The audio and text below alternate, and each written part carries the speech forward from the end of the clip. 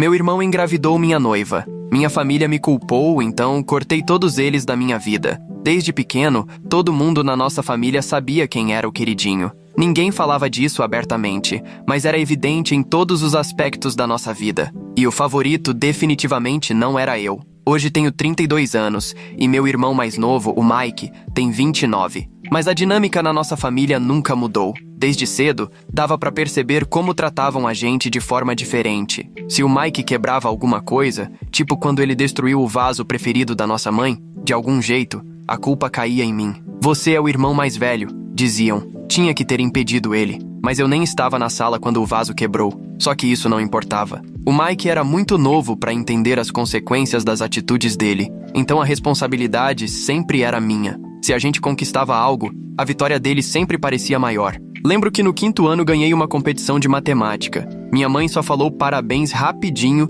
e voltou a fazer o jantar. Mas quando o Mike recebeu um certificado de participação num campeonato de futebol, fizeram um jantar comemorativo e chamaram os amigos todos. Você não vai ficar chateado, né? Ela perguntou. O Mike se esforçou tanto, sempre essa desculpa. O Mike era mais novo. O Mike era mais sensível. O Mike tinha mais dificuldade. E eu era o irmão mais velho. Eu que tinha que entender. E isso continuou na vida adulta. Quando entrei numa universidade prestigiada com bolsa, meus pais mal reagiram. Nem se deram ao trabalho de visitar meu dormitório ou me ajudar na mudança. Lembro até hoje de arrumar tudo sozinho, pegar o ônibus e sentir aquele gosto amargo na boca. Parecia que nada do que eu fazia importava para eles. Já quando o Mike entrou numa faculdade comunitária da cidade, foi outra história. Fizeram festa, chamaram todo mundo e ainda deram um carro para ele. Ele lutou tanto por isso, disse meu pai. Para mim, ninguém deu carro. Eu ia de bicicleta trabalhar 5 quilômetros por dia e juntei cada centavo para comprar meus livros. O Mike largou a faculdade no 1º semestre e ninguém ficou decepcionado. Não se preocupa, querido, disse minha mãe. Você só precisa de tempo para encontrar seu caminho. Depois disso, começaram a bancar todas as aventuras empreendedoras dele. Abriu uma loja virtual que faliu em 3 meses. Tentou criar um aplicativo, mas nem terminou o projeto. Por fim, começou a vender artigos esportivos. Outro fracasso. Eu só observava enquanto meus pais despejavam milhares de reais nessas tentativas furadas. Um dia perguntei por que continuavam apoiando ele e minha mãe só fez um gesto com a mão, como se fosse óbvio. O Mike ainda não se encontrou. Ele tem tanto talento. A gente precisa ajudar ele a descobrir. Mas eu nunca tive esse tipo de apoio. Paguei meus estudos, trabalhava depois das aulas e quando pedia uma forcinha, ouvia a mesma coisa de sempre. Você é independente. Isso é ótimo pra você. Vai te deixar mais forte. Queria poder dizer que isso não me afetava, mas afetava sim. Por mais que eu me esforçasse, sempre sentia que não era suficiente. Como se nunca fosse bom o bastante. Nem pra eles. Talvez nem pra mais ninguém. Essa diferença de tratamento deixou cicatrizes. Me fez duvidar do meu valor. Me fez questionar se algum dia eu ia conseguir me sentir à altura. E foi aí que a Sarah apareceu na minha vida. A gente se conheceu numa festa de um amigo do Mike. Quase nem fui porque estava exausto do trabalho. Mas o Mike insistiu. Vai lá, relaxa um pouco. Vai ter gente legal. A Sarah chamou minha atenção logo de cara. Tinha um carisma natural que iluminava qualquer ambiente. Estava rindo de alguma história boba, e o riso dela era tão contagiante que me peguei sorrindo junto, sem nem saber o motivo. Começamos a conversar perto da mesa de bebidas. Ela perguntou se eu era amigo do Mike. Sou o irmão mais velho dele, respondi. Ah, interessante, disse ela com um sorrisinho de lado. O Mike nunca mencionou você. Tá se escondendo por quê?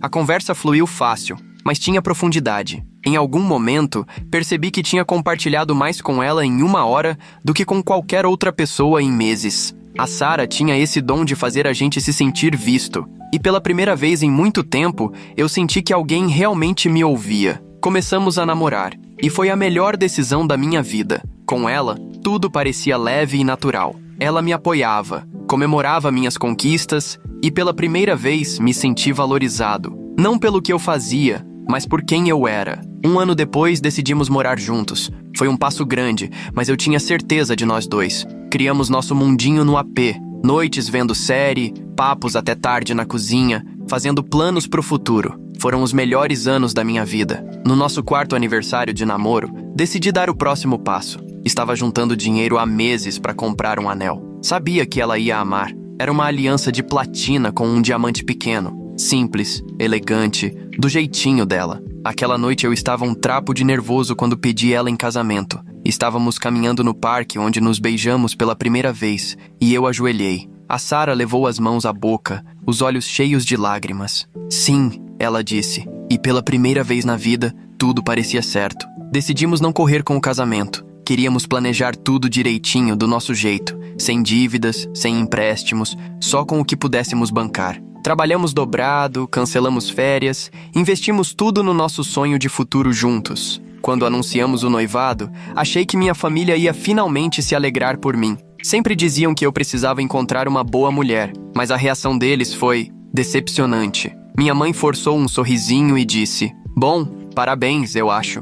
"Tomara que dê certo", murmurou meu pai. "Boa sorte com isso aí." E o Mike ficou num canto com um sorriso estranho no rosto. Não era felicidade, era algo mais predatório, como se tivesse visto uma oportunidade. Depois disso, o Mike começou a se interessar demais pelo meu relacionamento com a Sarah. Sempre arrumava um pretexto para falar com ela, fazia perguntas esquisitas e soltava comentários que me deixavam com a pulga atrás da orelha. "Você tem sorte, viu?" ele dizia. "Nem todo mundo consegue lidar com alguém tão sério. Ou então, você podia ter encontrado alguém melhor. Mas se tá feliz, né? Fazer o quê?" A Sarah ria, dizendo que eram só piadinhas idiotas. E eu tentava não dar bola. Mas cada vez que ele falava alguma coisa, me dava um arrepio na espinha. Na época, achei que o Mike só estava sendo infantil. Mas hoje vejo que aquilo foi o começo de algo muito pior. 4 meses antes do casamento, comecei a notar mudanças na Sarah. Ela já não era mais aquela mulher leve, sorridente,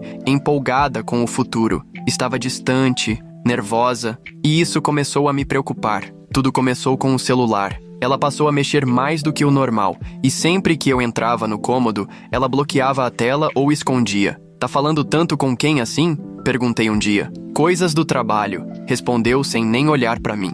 Eu queria confiar, mas estava difícil. Cada vez que ela chegava tarde, minha desconfiança aumentava. As desculpas dela pareciam mal ensaiadas. "Fiquei até mais tarde no escritório", dizia, mas eu sentia o leve cheiro de vinho e de um perfume masculino, que não era nem o dela nem o meu. Tentei me convencer de que era só estresse. A gente estava trabalhando demais para juntar grana para o casamento. Achei que aquilo podia estar afetando ela, mas no fundo, eu sabia que tinha algo errado. 1 mês depois de as coisas começarem a mudar, notei outra coisa. A Sarah estava com um brilho diferente. Sorria mais. O apetite mudou. Demorei umas semanas para juntar as peças, mas quando entendi, me bateu como um raio de felicidade. A Sarah estava grávida. É o destino, pensei. Fiquei nas nuvens. Para mim, era um sinal de que nosso futuro estava se encaixando perfeitamente. Não contei para ela que já tinha percebido. Queria esperar o momento dela de me contar. Mas quando ela finalmente sentou ao meu lado numa noite, percebi que vinha bomba.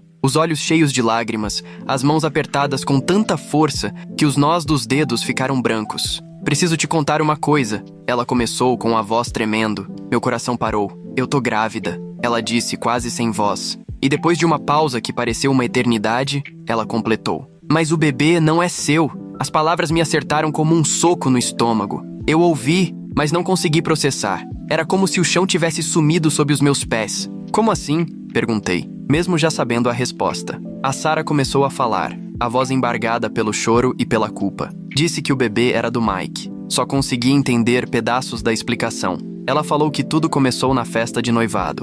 O Mike encurralou a Sarah enquanto eu estava ocupado conversando com os convidados. Disse que ela estava cometendo um erro ao se casar comigo, que eu não a valorizava e que ela merecia mais. "Você não dá valor pra mim", ele disse. Ela chorou. Falou que eu nunca entenderia ela como ele entendia. Ele se aproveitou das inseguranças dela, alimentou as dúvidas até que ela acreditasse. Descobri que ele prometeu o mundo a ela. Disse que eu nunca conseguiria dar a atenção, o amor, a vida que ela merecia. "Fui uma idiota", ela disse. Não sei por que acreditei nele. Eu não conseguia ouvir mais. Raiva, traição, choque, tudo explodindo dentro de mim. Levantei e falei: "Arruma suas coisas e vai embora." Ela ficou sentada um tempo tentando dizer algo, mas eu já não escutava mais. Depois que ela saiu, liguei pro Mike. Ele atendeu na hora, como se já estivesse esperando. "O que você fez?" gritei. No começo, ele tentou minimizar, dizendo que tinha sido um erro de bebedeira, que foi só uma vez e não significou nada. Mas quando eu apertei,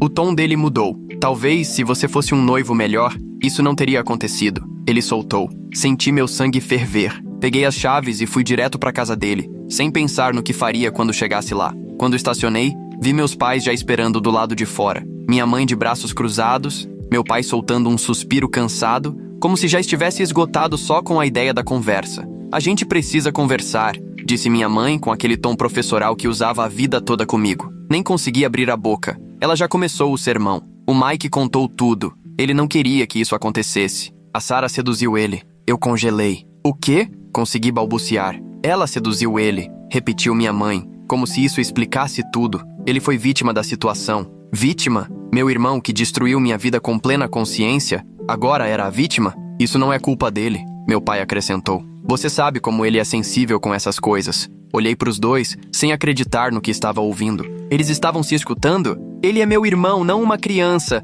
Ele sabia exatamente o que estava fazendo. Gritei. Mas eles já tinham decidido de que lado estavam. Para meus pais, o Mike era inocente e exigiam que eu o perdoasse. Ele é seu irmão. Família é o que mais importa, disse minha mãe com aquele ar de quem acha que está falando uma verdade absoluta. Você não pode deixar isso destruir nossa família. E aí, ela soltou a frase que me quebrou por dentro. Você precisa apoiar a Sarah e o bebê. Ela tá grávida. É sua responsabilidade ajudar ela nesse momento. Eu quase perdi o fôlego de tanta raiva. Responsabilidade? Quase berrei. Esse filho não é meu! E depois do que eles fizeram, eu não devo nada a ninguém! Minha mãe ficou ofendida, como se eu tivesse dito algo absurdo. Você tá sendo muito duro. Todos nós cometemos erros, disse ela. Você é o irmão mais velho. Tem que dar o exemplo. Apoia eles. Apoiar eles. Eu fiquei tão chocado com a lógica torta que nem sabia como responder. Nos dias seguintes, eles não me deixavam em paz. Minha mãe mandava mensagens do tipo: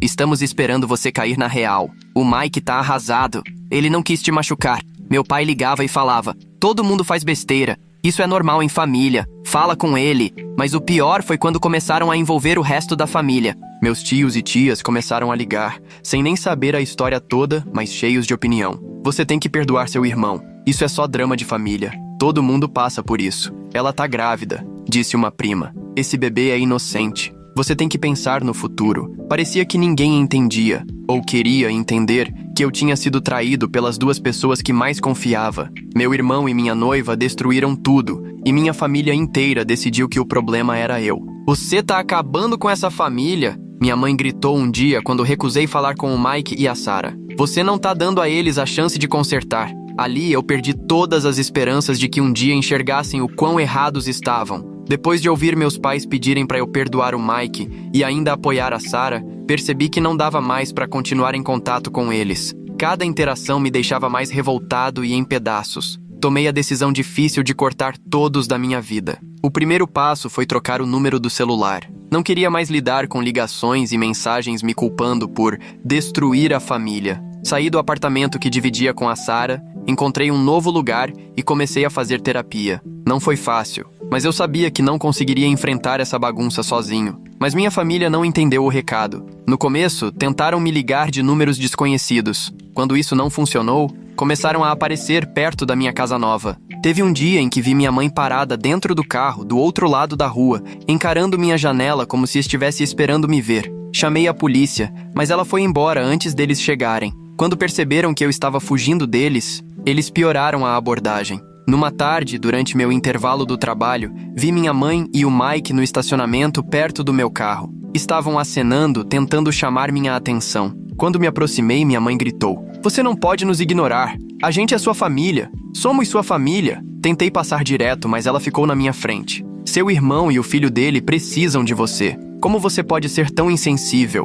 Parei, respirei fundo e falei do jeito mais calmo que consegui. "Esse não é meu filho. Eu não devo nada a vocês. Vão embora." Foi aí que o Mike perdeu a linha. "Você tá agindo como uma criança", ele gritou. "Só porque não aguenta alguém sendo melhor que você. Você sempre foi um fracassado." Fechei os punhos, mas não respondi. Virei as costas e voltei pro escritório, enquanto eles continuavam gritando, chamando a atenção de todo mundo que passava. Mas não acabou aí. Alguns dias depois, uma colega de trabalho me abordou com uma expressão preocupada. "Tá tudo bem com você? Sua mãe apareceu aqui, disse que você tá se recusando a ajudar a família." Fiquei chocado. Descobri que minha mãe foi até meu trabalho contar histórias sobre como eu tinha abandonado a família. e ainda mostrava fotos do Mike e da Sarah para os meus colegas. Ele tá negligenciando as responsabilidades, disse ela para um deles. O irmão dele tá passando por um momento difícil e ele vira as costas. Foi humilhante. Eles estavam tentando destruir minha reputação para me fazer ceder na base da culpa. Aí percebi que não dava para continuar daquele jeito. No dia seguinte, fui direto no RH da empresa e expliquei tudo. Meu chefe foi compreensivo e até sugeriu aumentar a segurança para evitar que aparecessem de novo. Mas isso não bastava. Entrei com um pedido de ordem de restrição contra o Mike e meus pais. E como já era de se esperar, a reação deles foi exatamente o que imaginei. Minha mãe ligou para amigos em comum e parentes, dizendo que eu estava desequilibrado e exagerando tudo. Chegaram até a contratar um advogado caro para tentar derrubar a ordem. No tribunal, tentaram fazer parecer que era só uma briguinha de família. Só queremos conversar com nosso filho, chorou minha mãe pro juiz. Isso é tão injusto. A gente é família dele, mas eu tinha provas. Apresentei mensagens onde me ameaçavam e vídeos das cenas que fizeram no estacionamento da empresa. O juiz não caiu na conversa. A ordem de restrição continua válida, ele disse. Foi um alívio, mas não exatamente uma vitória. Sabia que meus pais e o Mike não iam parar de tentar destruir minha paz. Achei que as coisas fossem acalmar. Depois que a ordem foi aprovada, comecei a recuperar uma rotina. Voltei a trabalhar normalmente, sair com amigos e até voltar para a academia. Malhar virou meu refúgio, um jeito de aliviar o estresse que ainda me assombrava. Colocava meus fones, ligava minha playlist favorita e me concentrava no peso. Mas numa noite, essa paz se despedaçou. Era um dia comum. Tinha acabado de aquecer e ia começar a fazer supino quando vi um rosto familiar no espelho. Mike. Ele estava parado na porta com aquele sorriso arrogante e autossatisfeito que sempre me tirou do sério. Não acreditei no que estava vendo. A ordem de restrição deixava claro que ele não podia se aproximar de mim. Tentei focar no treino, esperando que ele fosse embora, mas em vez disso, ele se aproximou e ficou colado em mim, fingindo que era tudo coincidência. Me forcei a ignorar, mas o Mike nunca foi do tipo que recua fácil. Olha só quem tá aqui, disse ele quando guardei a barra. O herói da família. E aí, como é a vida de vítima? Respirei fundo e fiquei em silêncio. Troquei de aparelho, mas ele veio atrás. Que foi? Vai ficar calado? Provocou. Vamos lá. Você se acha tão justo, mas nós dois sabemos quem é o verdadeiro perdedor aqui. Cerrei os dentes. Me repeti mentalmente. Não reage. Ele quer te provocar. Mas aí ele disse a coisa que me quebrou por completo. Você nem conseguiu segurar sua mulher. Ele zombou, se aproximando mais. A Sarah merecia coisa melhor. E conseguiu. Devia me agradecer por ter salvado ela de você. Cerrei os punhos, virei pra ele e falei entre os dentes. Você tá ouvindo o que tá dizendo? Essa academia não é sua. Essa vida não é sua. Cai fora. Mas o Mike só sorriu e se inclinou. E o que você vai fazer? Se esconder atrás dos seus advogados? Tentei me afastar, mas ele me empurrou por trás. Aquilo foi a gota d'água. Virei num impulso e acertei um soco. Eu não queria de verdade, mas a raiva tomou conta. Começamos a brigar ali mesmo, no meio da academia. As pessoas correram, gritando pra gente parar. O Mike revidou, mas eu acertei outro golpe. Até que o pessoal da academia conseguiu separar a gente. Eu tava sangrando pela sobrancelha e meu ombro doía onde bati no banco. O Mike, ainda com aquele sorriso idiota no rosto, limpou o sangue da boca. Você vai se arrepender disso, ele disse, me encarando. No dia seguinte, recebi uma notificação. O Mike tinha aberto um processo contra mim, me acusando de agressão. Era tão previsível que eu nem fiquei surpreso. O advogado dele ligou pro meu, exigindo uma indenização por danos físicos e emocionais. Olhei pro roxo no meu ombro. Um lembrete doloroso de até onde as coisas tinham chegado. Aquele episódio deixou claro. O Mike nunca ia parar. Ele estava decidido a me destruir, custasse o que custasse. A briga na academia foi o ponto final. Estava claro que minha família, especialmente o Mike, nunca ia mudar. Eu cansei de tentar salvar qualquer resquício daquela relação doentia. Tomei uma decisão. Ia deixar tudo pra trás e recomeçar.